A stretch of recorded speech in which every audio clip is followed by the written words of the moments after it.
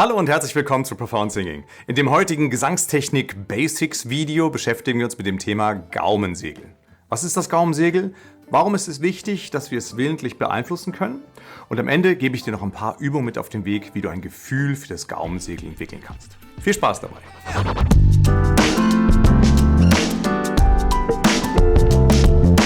Warum ist es wichtig, sich mit dem Gaumensegel auseinanderzusetzen? Nun, das Gaumensegel beeinflusst den Grad der Nasalität deiner Stimme. Und außerdem beeinflusst du mit dem Gaumensegel auch deinen Resonanztrakt und kannst damit ein Maximum an klanglicher Abstrahlung erzeugen. Doch, ich greife voraus. Lass uns doch erstmal anschauen, was das Gaumensegel anatomisch gesehen ist. Hier siehst du jetzt den Kopf von der Seite im Querschnitt. Die Nummer 1 zeigt uns die Mundhöhle an. Nummer 2 ist die Nasenhöhle. Bei Nummer 3 siehst du den Nasenrachen, der den Übergang vom Mundrachen zum Nasenraum darstellt. Die Nummer 4 ist der harte, knöcherne Gaumen. Wenn du mit der Zunge hinter den Zähnen nach hinten gleitest, kannst du die harte Struktur gut fühlen. Irgendwann fühlt sich das Ganze weicher an, nicht wahr? Das ist schon das Gaumensegel oder auch der weiche Gaumen oder Velum. Das ist alles das Gleiche. Auf dem Querschnitt mit der Nummer 5 dargestellt. Das Gaumensegel besteht aus einer faserreichen Bindegewebsplatte, die mit Schleimhaut überzogen ist. Den unteren Rand des Gaumensegels erkennt man an der Doppelbogenform. Das sieht man hier auf dieser Frontansicht sogar noch viel besser. Harter Gaumen, Gaumensegel mit der Doppelbogenform, das sieht ein bisschen wie ein geraffter Vorhang im Theater aus, finde ich. Das Gaumensegel bewegt sich anders als ein Theatervorhang nach oben und nach hinten gleichzeitig. Und damit du das einmal in Aktion sehen kannst, habe ich hier ein ganz tolles kleines Video aus der HNO-Praxis von Dr. Klingmann aus München, der mir freundlicherweise gestattet hat, diesen Clip zu verwenden. Und da siehst du ganz deutlich, wie sich das Gaumensegel im echten Leben bewegt. Hier siehst du sehr schön, wie sich das Gaumensegel nach hinten oben an die Rachenrückwand anlegt. In diesem Fall ist es bei einem Patienten, der ein unkontrolliertes Zucken des Velums hat, das behandelt werden muss. Doch die Bewegung ist immer die gleiche.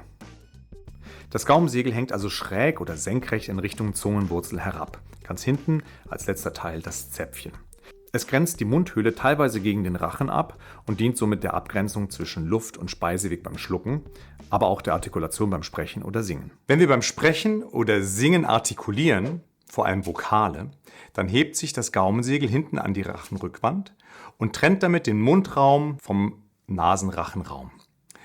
Und der Phonationsstrom aus der Lunge kann dann nur noch durch den Rachen und durch den Mundraum nach außen gelangen. Die so gebildeten Laute nennt man orale Laute.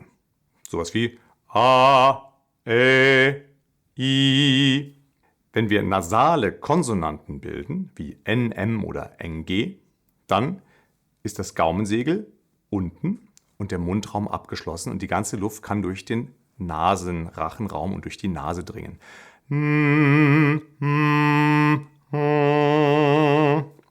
Bei nasalierten Klängen, wie zum Beispiel im Französischen, bleibt ein Teil des Gaumensegels unten und ein kleiner Teil des Phonationsstroms kann eben auch durch die Nase dringen. Ja? Wie bei Bon, c'est bon, c'est bon. Warum interessiert uns als Sänger das? Wir brauchen das Gaumensegel nicht nur dafür, um eine klare Diktion zu haben und auch um gegebenenfalls Fremdsprachen korrekt auszusprechen. Es dient auch einem ganz anderen Zweck. Unser Resonanztrakt besteht ja aus allem von oberhalb der Stimmlippen bis vorne an die Lippen. Also von da bis da. Und wir können diesen Resonanztrakt sowohl im Durchmesser als auch in der Länge verändern. Zum Beispiel, indem wir auch die Lippen schürzen, wie beim Ü. Ne? Wir können aber auch die Länge verändern, indem wir den Kehlkopf heben oder senken. Beides hat eine Veränderung des Timbres zur Folge und auch des empfundenen Vokals. Zur sängerischen Resonanz kommt wirklich bald noch ein Video, das habe ich ja schon lange versprochen. Und wenn es da ist, dann siehst du hier oben einen Link. Und wenn da noch kein Link ist, musst du noch ein bisschen warten. Beim unverstärkten Singen mit Orchester beispielsweise müssen wir versuchen, mit Hilfe von Resonanz eine größtmögliche Strahlkraft zu erzeugen. Dabei hat es sich als günstig herausgestellt, eine entspannt tiefe Kehlposition einzunehmen. Diese Einstellung hat gerade für männliche Stimmen den großen Vorteil, dass man den sogenannten Sängerformanten besonders wirkungsvoll verstärken kann. Die Kombination aus tiefer Kehle und eingestellten Sängerformanten ergibt das Klangbild des Chiaroscuro, also ein hell-dunkel. Im Pop und anderen Populärstilistiken ist dieses Klangbild nicht unbedingt gewünscht. Deswegen gibt es da auch andere Resonanzstrategien, die sich auch mit erhöhtem Kehlkopf beschäftigen oder die zum Beispiel mit stark aufgehellten Vokalen arbeiten, also ohne diesen Dunkelanteil. Doch das würde jetzt zu weit führen, weil ich mich auf diesem Kanal ja hauptsächlich mit der klassischen Gesangstechnik beschäftige. Doch was hat das Gaumensegel nun mit einer tiefen Kehle zu tun?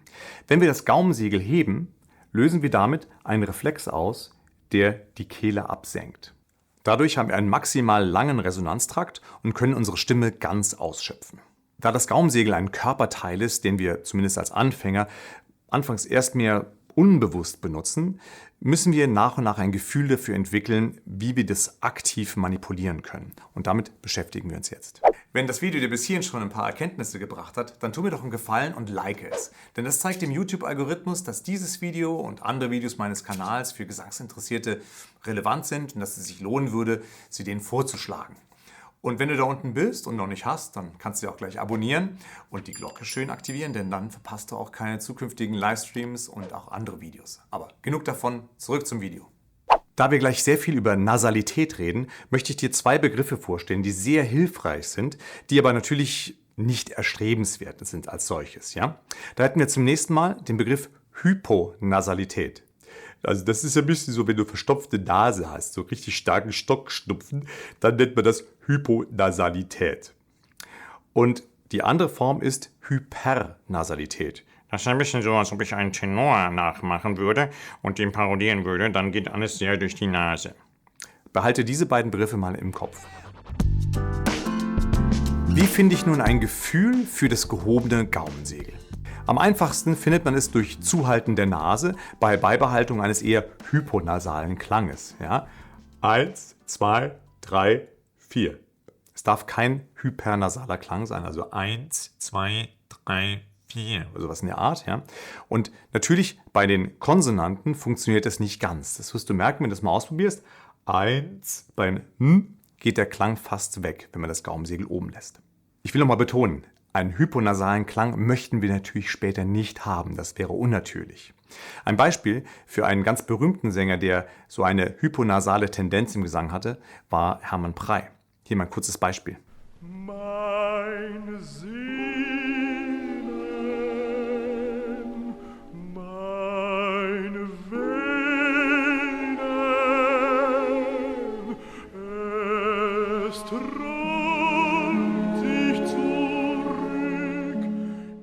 Ich möchte mich jetzt aber nicht über Hermann Prey mokieren, ganz im Gegenteil. Hermann Prey war immer eins meiner Idole und eins meiner stimmlichen Vorbilder. Der Mann hatte seine Kehle wirklich im Griff. Deswegen hat er eine unverschämt gute Höhe gehabt. Und die Beherrschung des Gaumensegels war sicher eins seiner stimmlichen Geheimnisse. Das Singen mit Nase zuhalten ist sowieso ein super Trick, um eventuelle Nasalitäten zu entdecken und später auszumerzen. Manchmal passiert es nämlich bei gewissen Konsonantenfolgen, dass wir faul sind und das Gaumensegel hängen lassen, aus Versehen. Du hast vielleicht vorhin beim Zählen von 1 bis 4 gemerkt, dass man sehr stark die Tendenz hat, bei einem 4 in die Nase zu gehen. Ne? Wenn nicht, dann probier es mal aus und schau mal. Die Folge von einem hängenden Gaumensegel ist eine Verengung des Klanges und manchmal auch Intonationstrübungen. Es lohnt sich also, Hypernasalitäten zu entlarven und auszumerzen. Wenn du einen sehr stark nasalen Klang hast, dann kann es sogar vorkommen, dass der Klang, wenn du die Nase schließt, komplett weggeht. Das kannst du mal ausprobieren, indem du einfach mal ein N singst, das ist ja ein komplett nasaler Klang, und mal die Nase zuhältst. Ja, der Klang geht ganz weg. Und genauso ist es auch bei extrem nasal gesungenen Vokalen. Ja, das kann man sehr gut merken dadurch. Du wirst sofort einen dunkleren und größeren Klang haben, wenn dein Gaumensegel gehoben ist und die Kehle gesenkt ist. Man muss bloß aufpassen, dass einem dann vor lauter Weite im Hals nicht die ganze Stimme in den Hals rutscht. Das ist eine große Gefahr. Dieser Klang deutet auf eine schlechte Resonanzstrategie hin und äußert sich in einem matten, dunklen, manchmal rauen Klang, manchmal auch hauchigen Klang, der auf jeden Fall nicht sehr tragfähig ist. Jetzt machen wir, wie versprochen, den Transfer zur Praxis. Halte dir die Nase zu und singe eine deiner Lieblingsübungen. Also entweder nur oder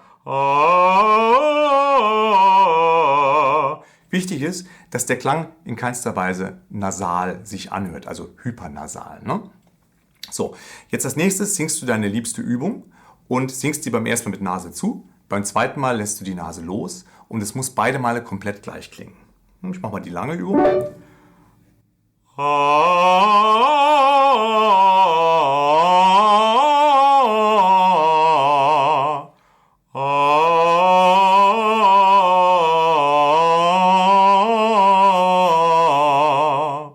Wenn du dir nicht ganz sicher bist, ob der Klang nasal geworden ist, dann mach doch mal in unregelmäßigen Abständen die Nase auf und zu und schau, ob sich der Klang ändert.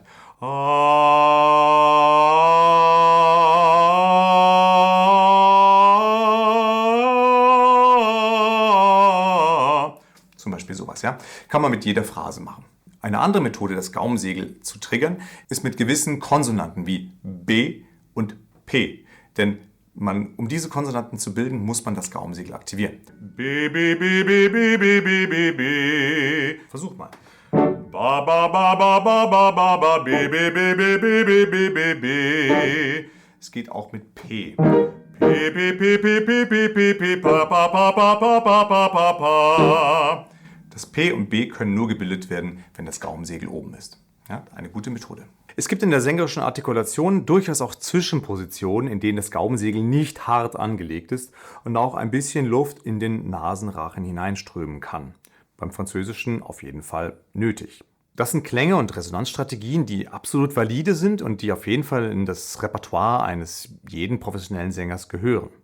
Gerade in der Höhe ist es wichtig, dass man das Vordersitzgefühl behält, das man oft mit einem eher hypernasalen Klang assoziieren würde, ohne aber wirklich durch die Nase zu singen. Du